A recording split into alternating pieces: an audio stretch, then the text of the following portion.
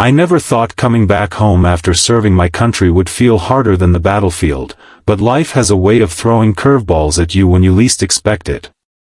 My name is Mark Thompson, a 38-year-old Army veteran who spent the better part of 15 years overseas, moving from one dusty outpost to another, patching up broken fences for Uncle Sam while trying to keep my head on straight. When my final tour ended, I came home with a limp, a box of medals I never asked for, and a VA disability check that barely covered the rent for a one-bedroom apartment on the rougher side of town. I didn't complain, at least not out loud, because complaining had never solved anything for me. But deep down, I wanted one thing: peace. I wanted to breathe without hearing mortars in the distance, wanted to wake up without checking the corners of my room for threats. Most of all, I wanted to plant roots somewhere that felt like mine. For years, I worked every odd job I could find: mechanic work, night security shifts, hauling scrap metal on weekends, just to save enough money to put a down payment on a small house. Not much, just something with a little yard where I could grow tomatoes, maybe build a wooden porch swing, and sit in the evenings with my dog. When I finally found a foreclosure listing for a small, beat-up two-bedroom house on the edge of a well-to-do neighborhood, it felt like a blessing.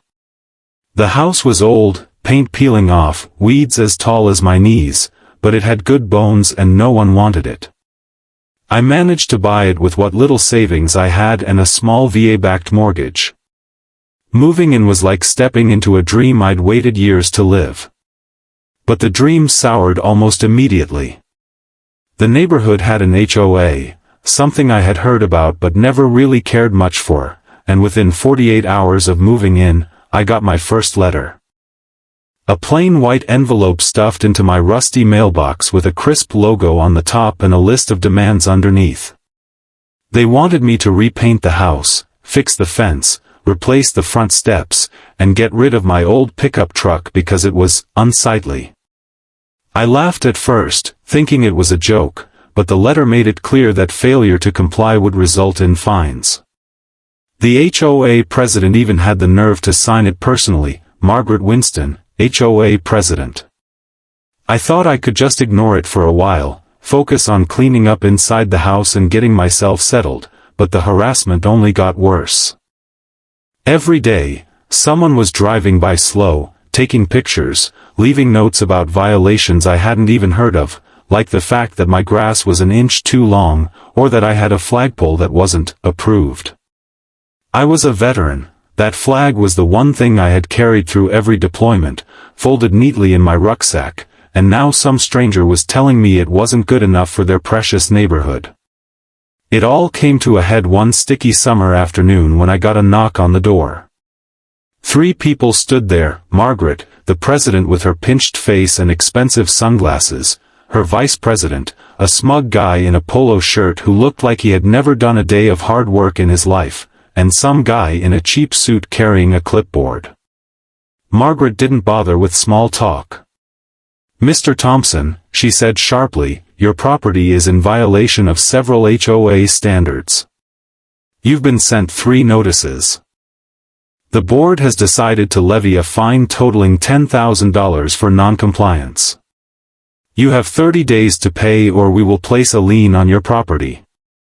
$10,000. The words hit me harder than any mortar round I'd ever faced. I looked around at my peeling paint, my old truck, my patched-up boots by the door, and I felt something snap inside me. I didn't yell, didn't threaten, didn't even argue. I just stood there, nodding slowly, letting them smirk and turn away like they had just won some great battle. But in that moment, I made a silent promise to myself: if they wanted to come after me, they had no idea who they were messing with. I wasn't just some broke veteran with a limp. I had spent 15 years outsmarting enemies who wanted me dead. I knew strategy, I knew patience, and I knew how to turn the odds in my favor. That night, I sat at my kitchen table with a cup of cheap black coffee and a notepad, scribbling out every idea that came to mind. I knew I couldn't outspend them, but maybe I could outthink them. I started researching the HOA, pulling up public records, digging through county property filings, and talking to a few neighbors who were tired of the constant harassment too. The more I looked, the more I realized this neighborhood was in deep financial trouble. The HOA had been mismanaged for years, spending money on pointless beautification projects while raising dues every 6 months. Several homeowners were behind on payments. There was a major vote coming up to approve a special assessment that many were unhappy about. And that's when the wild idea hit me, an idea that made me grin for the first time in weeks. I didn't just want to beat them. I wanted to own them. The next morning, I woke up before sunrise, just like I used to in the service. The air smelled of wet grass, and the sky was barely lit by the first hints of dawn. I felt a strange energy in my chest, not anger, not fear, but focus.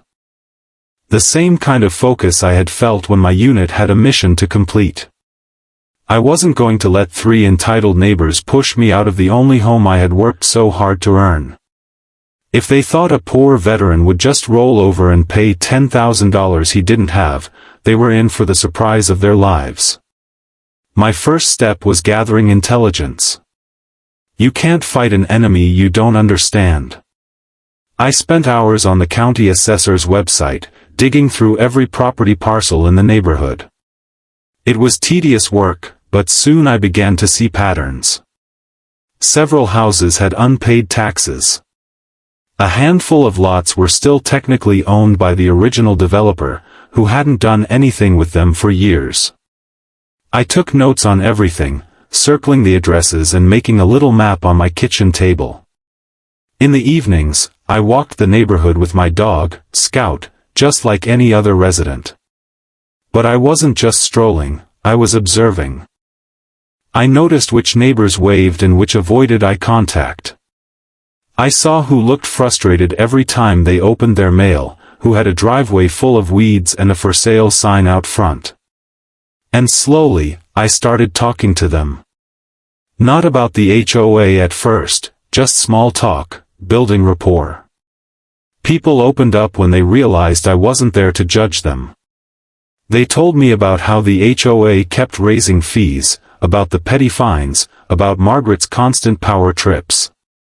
After a week, I had a pretty clear picture. Almost half the neighborhood hated the HOA but didn't think they had the power to change anything. Most were too scared to speak up for fear of retaliation. That was my opening. The next phase of my plan required a little bit of risk. I went to the courthouse downtown and filed for a small business license under the name Thompson Neighborhood Services. My idea was simple. I would buy up as many delinquent properties as I could at the county tax auction, fix them just enough to be livable, and rent them out to friendly faces, people who would back me when the time came to vote on HOA leadership. When the first auction day came, I was nervous.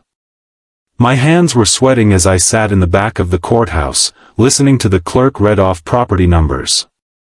Most bidders were developers with deep pockets, but they weren't interested in the small lots that needed major work. That was my window. I managed to scoop up a vacant corner lot for pennies on the dollar and a rundown duplex that only needed basic repairs.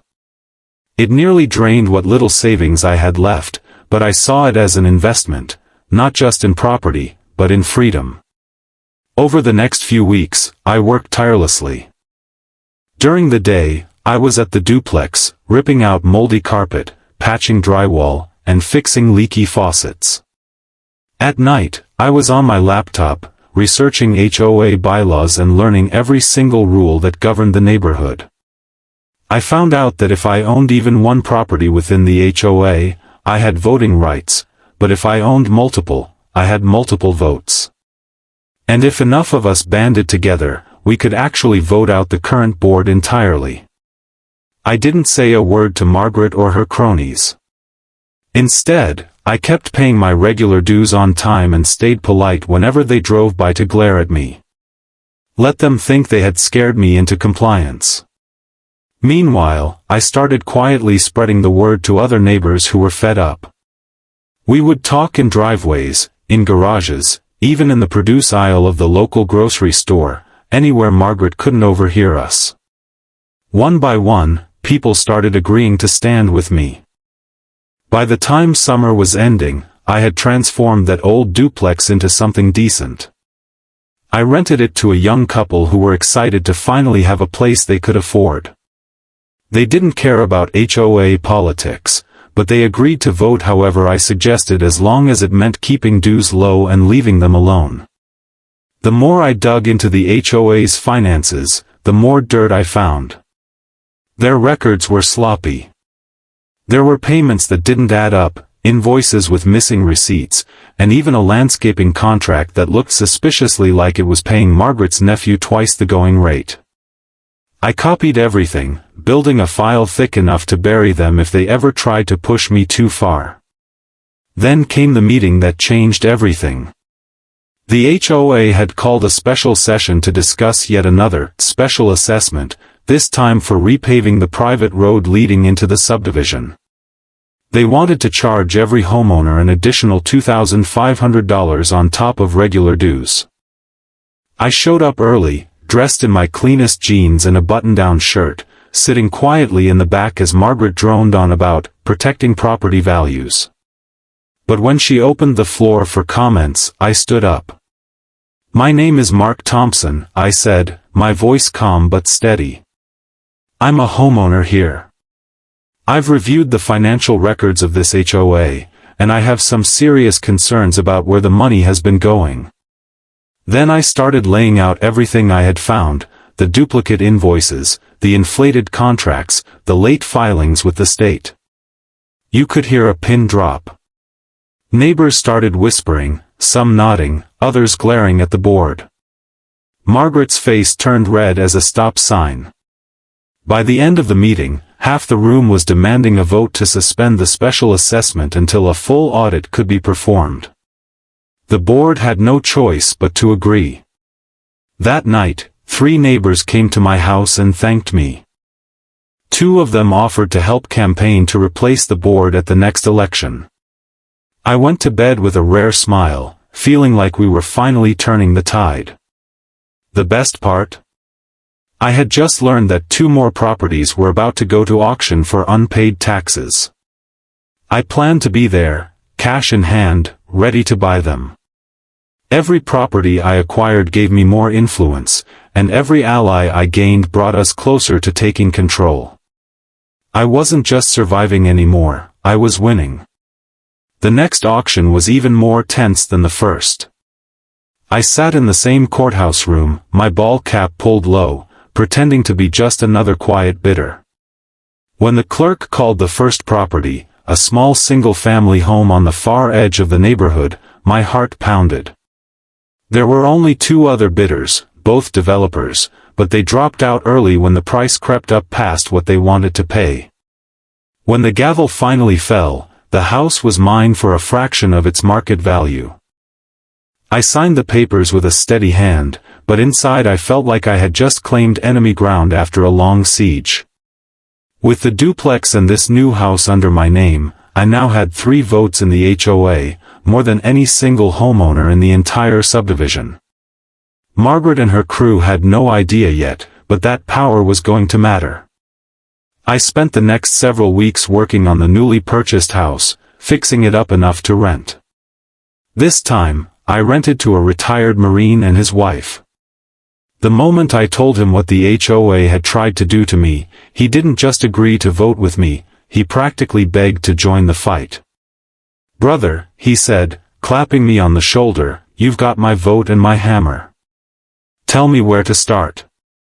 Soon, word spread that someone was finally standing up to the board.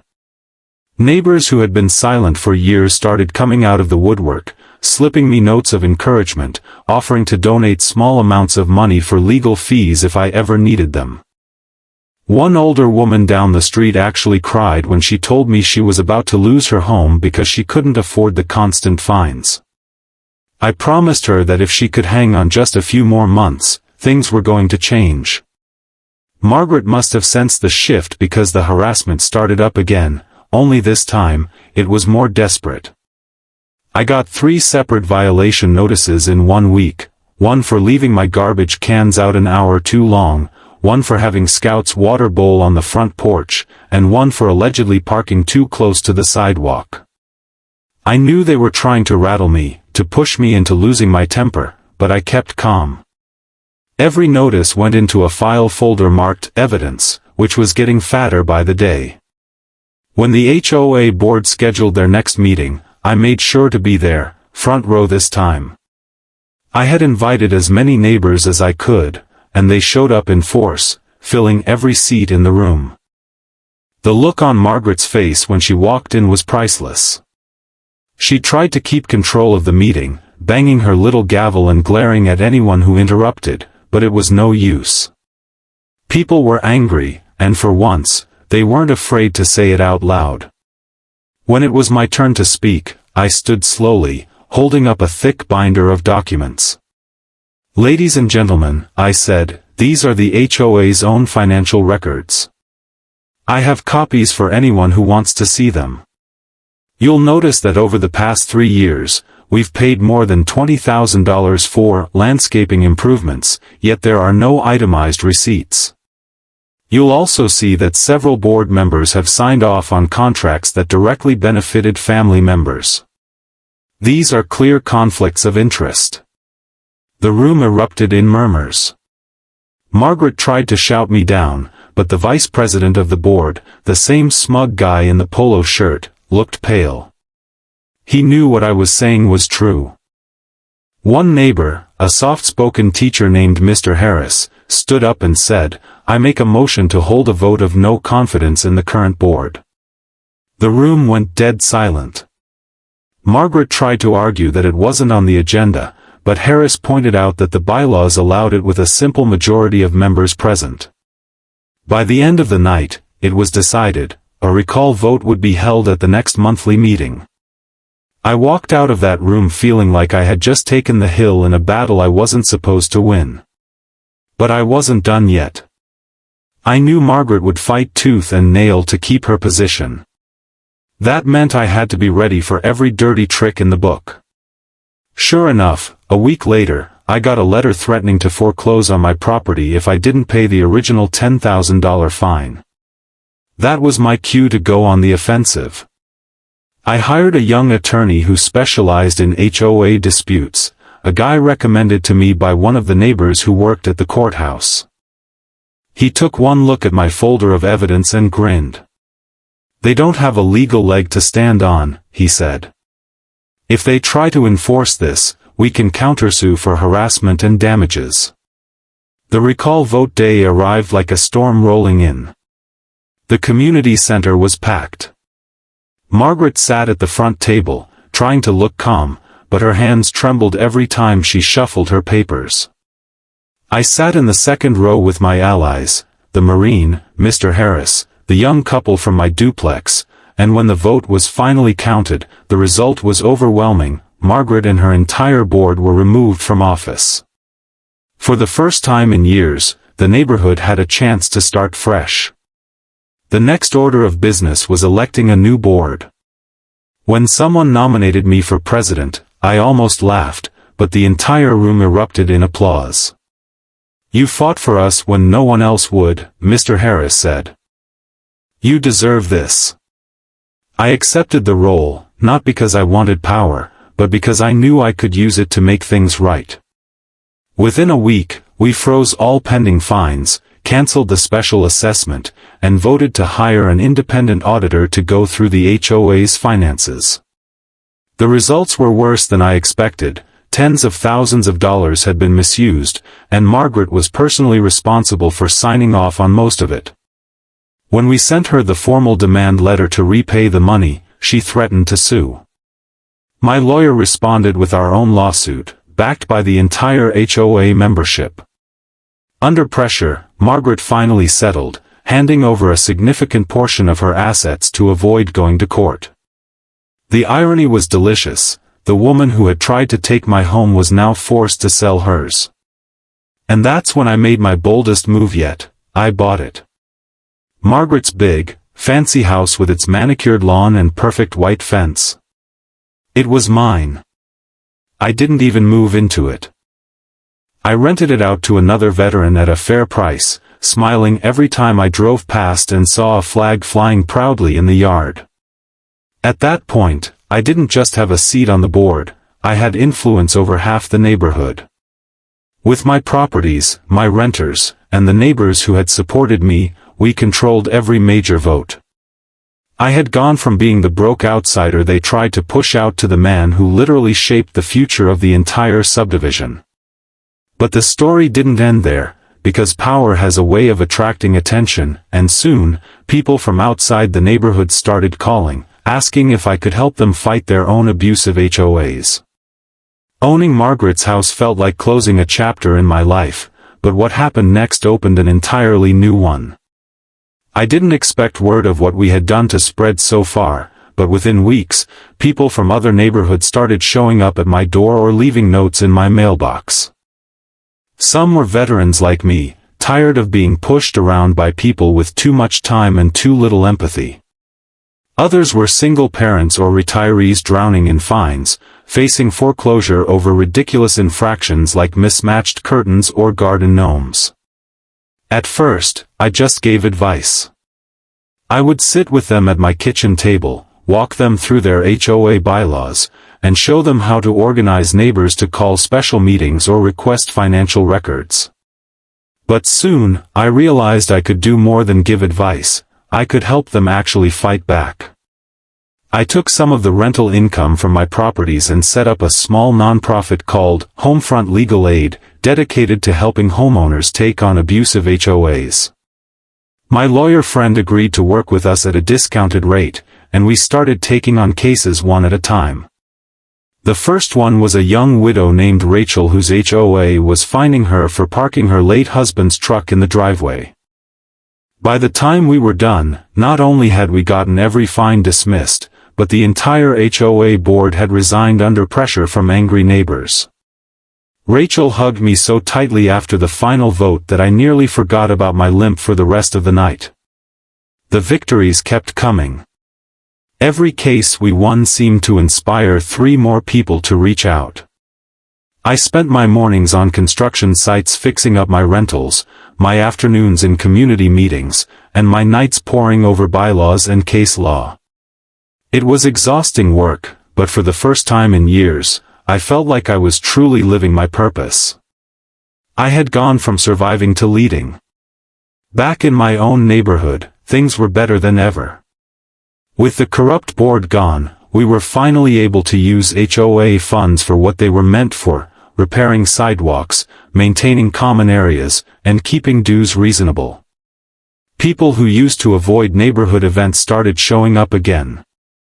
We held a block party for the 4th of July, and for the first time since moving in, I saw real smiles on my neighbors' faces.